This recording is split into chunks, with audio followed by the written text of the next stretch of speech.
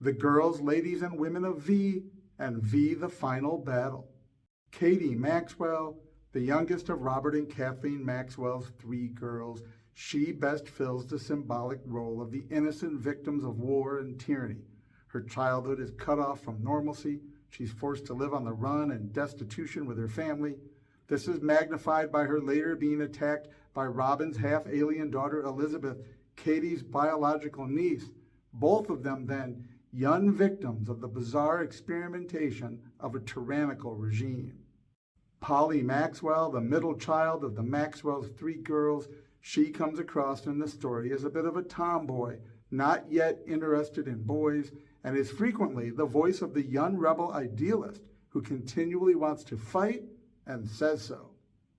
Robin Maxwell, the oldest of the 3 Maxwell girls, who is interested in boys and allows her attraction to the visitor Brian to prevent seeing the truth about them for the longest.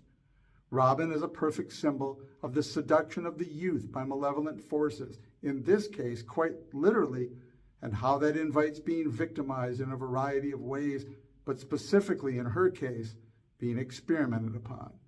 Her body itself becoming raw material for the tyranny, she gets a complete story arc of becoming a mother, fighting back, and even killing in retribution for her mistreatment. Kathleen Maxwell is a devoted wife and mother. We are given a neat picture of the marriage dynamic between her and Robert. She's friendly and outgoing, but serious and supportive when need be. Her struggle and personal sacrifice pays homage to all those who find themselves trapped by ideological tides they weren't interested in, but are swept up and finally swept away by those tides. Lynn Bernstein, like her husband Stanley, is very reluctant to be involved with any resistance. These are your average people disinterested in the events who just want to be left alone, ironically descended from people who have suffered persecution in the past. Finally being inspired by the struggles of loved ones, she is persuaded by Stanley to make their home a safe place, to hide rebels from time to time. This puts her squarely in that role of the non-combatant who nevertheless risks everything without doing violence herself. Former actress, makeup artist, and friend of Abraham Bernstein, Ruby Angles is actually present in the scene where Abraham literally gives the series its name, teaching youngsters how to spray paint propaganda posters. The danger she undertakes and her death for the cause while utilizing her classic makeup and acting skills gives us a delightful glimpse of her character's depth just as we lose her. Another metaphor for what happens in these types of wars regularly. Harmony Moore is unapologetically one of my favorite characters. She's cheerful and friendly. She likes to think the best of people, and so she is at first totally taken in by the propaganda of the visitors. Even when she comes to realize the truth, the struggle is for her deeply personal because of the romantic attachment she has developed for the visitor technician Willie. Though Willie switches sides and actively supports the resistance, their relationship is complicated by his actual alien nature. So much of the show, clearly based on World War II, their relationship could symbolize an interracial one in such a conflict, but just as a theme, harmony is that human element that might form bonds and relationships even during invasion and occupation. Though her background is never made clear, Maggie Blodgett is devoted to the resistance cause. She poses as a nurse to infiltrate the hospital and seduce the collaborator Daniel Bernstein, provoking all the complications for her relationship with her boyfriend you might expect.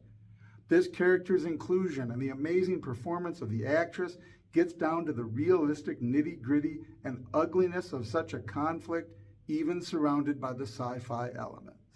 Christine Walsh, news reporter, on-again, off-again lover of Mike Donovan, and official human spokesperson for the visitors. Christine is a perfect example of a press which gets carried away with enthusiasm and ends up collaborating with an evil regime before they know it. Unlike collaborators like Daniel Bernstein, who appear to be all in on everything, Christine represents those who slowly come to grips with the realization that they have backed the wrong horse. Her heroic death leaves the viewer elated by her redemption arc, but still sad that it comes so late and too late to save her life. Despite being no less than the mother of Mike Donovan himself, Eleanor Dupre is a willing collaborator with the visitors of yet another type.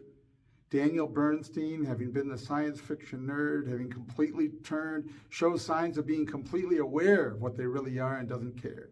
Christine Walsh was misled and turned when she realized the truth. There's no indication that Eleanor ever figures out exactly who the visitors really are or all that they're up to, even when Mike tries to tell her. But she is greedy and pretentious. She likes to feel important. She fully understands the tyranny they represent, the power, and she wants to be part of it. Among the enemy visitors, relying solely on the first two miniseries, I include Diana, Pamela, Barbara, and young Elizabeth Maxwell. Lydia from the later series would be a different matter. Diana is this fascinating, ruthless science expert deeply involved with all the planning phases of the mission to absorb Earth and her resources. Diana has ambition of gaining increasing amounts of personal power through utilization of her skills, conquest, and the special sexual favor of the leader. There are theories online which suggest she is bisexual, but based on her behavior in the two miniseries, her unusual, almost erotic behavior is primarily around human females. It always suggested to me that she was more hungry than horny. Based on what happens with Robin and Brian, one might suggest that encountering alien life forms opened the door to an odd fetish for some of the visitors, but I've always felt that it suggested much more that conquerors often just have their way with the conquered. Unlike Diana using her science and intellect and charms to seek recognition and power, Pamela is clearly an old-school, 100% military soldier.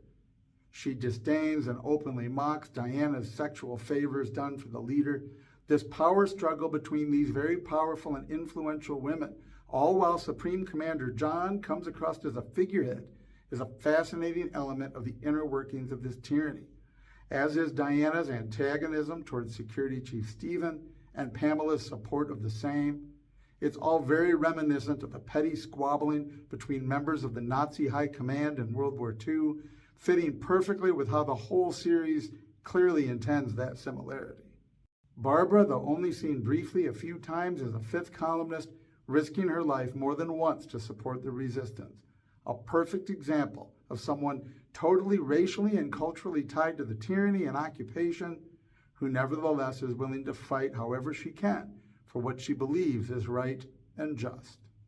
I include Elizabeth Maxwell with the visitors, as she is a perfect example of the war orphan or illegitimate child born of war.